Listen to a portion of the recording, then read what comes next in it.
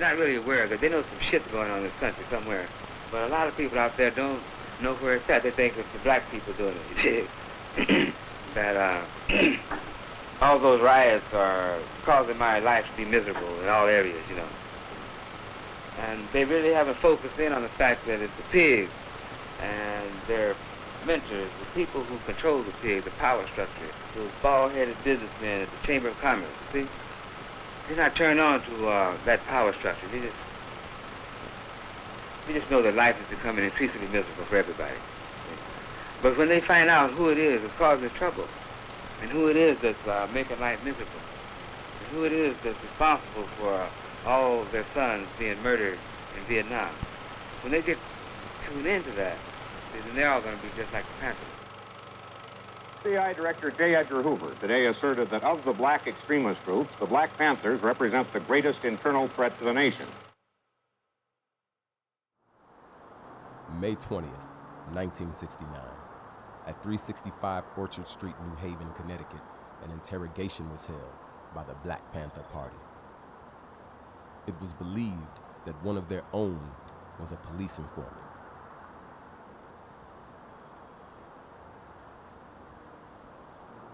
Paranoia was at an all-time high.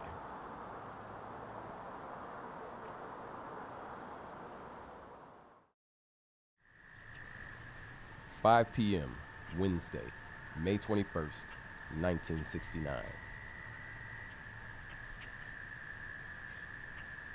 A body is found in the Coggins River in Middlefield, Connecticut.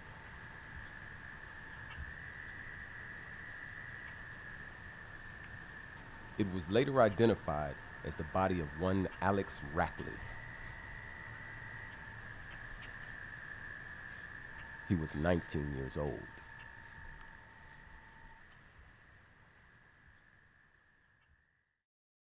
Someone testified named George Sams. He was one of the people. He said, I was in a room, and Bobby Seale came into the room, and he looked at Alex Rackley, and he said, are you sure he's a pig?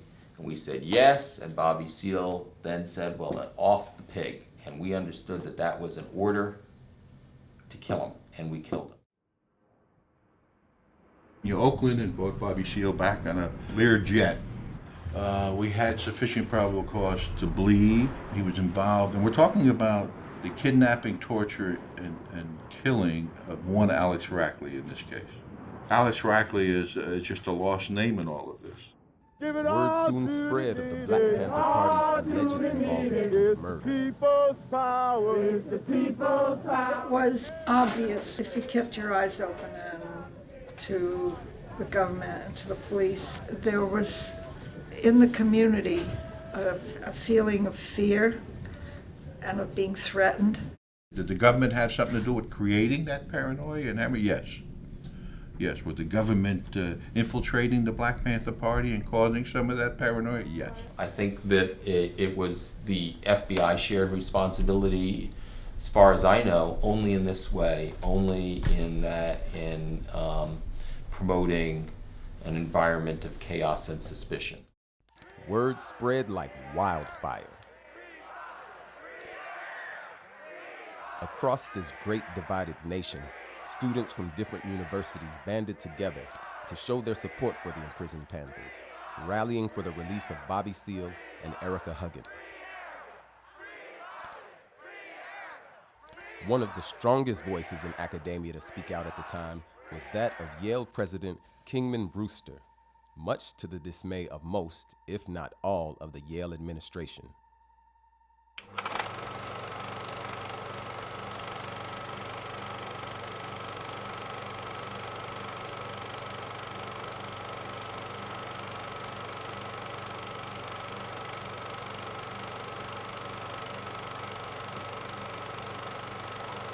The second front that's opening up here in America, that you will see that every time people begin to take to the streets to protest injustice, to protest racism and capitalism, you will see now that they don't even allow the local police departments to come out, that they immediately call in the National Guard, that they immediately call out the paratroopers and Marines to come out on call.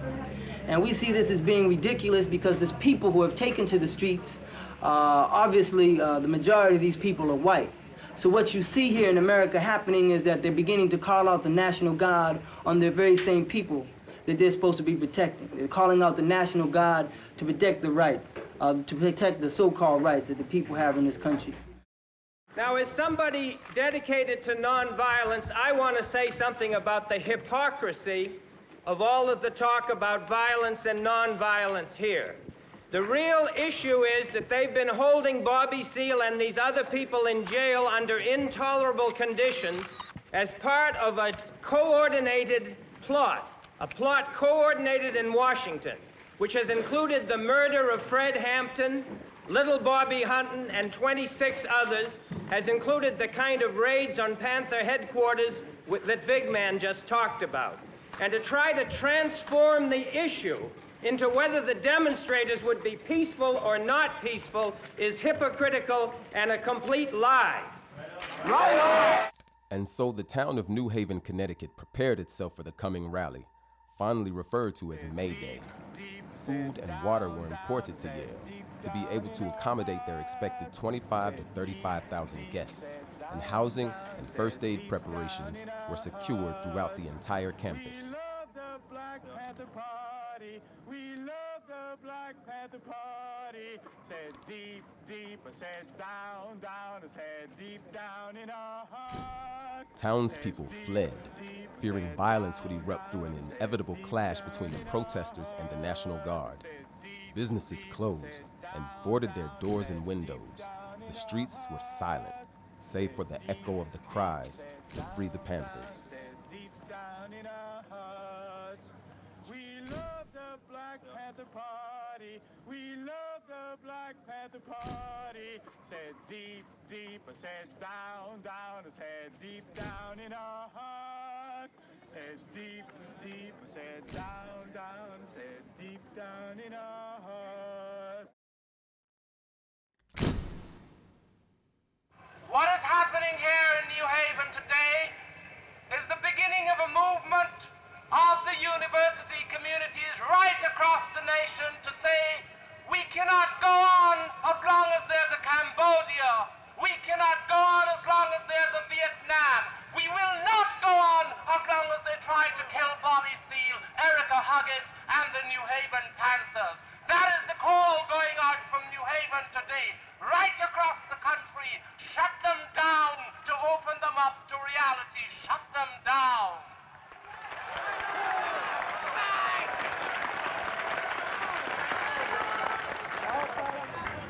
As a resident of New Haven, as someone who struggled to close Yale down in order to open it up to reality, and as a black man who knows, as all of you must know, that the highest duty for every single individual in the world today is to struggle on behalf of the oppressed peoples wherever they are. We welcome you to New Haven, we welcome you to struggle with us, and we ask you to conduct that struggle with revolutionary commitment to the peoples of New Haven, to the task of keeping this struggle going beyond these 2 days, and we ask you to be disciplined, because the highest duty of a revolutionary is to be disciplined on behalf of the people. Well, why has all this happened? Well, firstly, because of the trial that's going on in this court building behind me. There, 9 Black Panthers are on trial for murder.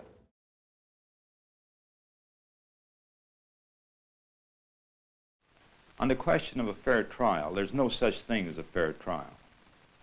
Sure, the fair trial monologue has been created by the judges and the lawyers themselves. It's a kind of an ego trip on their part that they say that we can give a particular defendant a fair trial. Well, that's just a lot of hokum. What really happens is that the great arm of the state or the government is pitted against the individual, and an individual that does not have the funds or wherewithal to be able to defend themselves. The jury is constantly being brainwashed through the media to a point where there's no such thing as a juror of one's peer.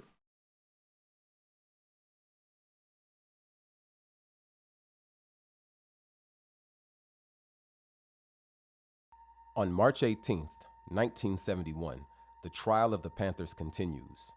Arnold Markle represented the state in an attempt to incarcerate the Panthers, while Catherine Rohraback, Charles Gary, and David Rosen sought to liberate Bobby Seale and Ericka Huggins. Testimonies were heard from both sides, including that of George Sams.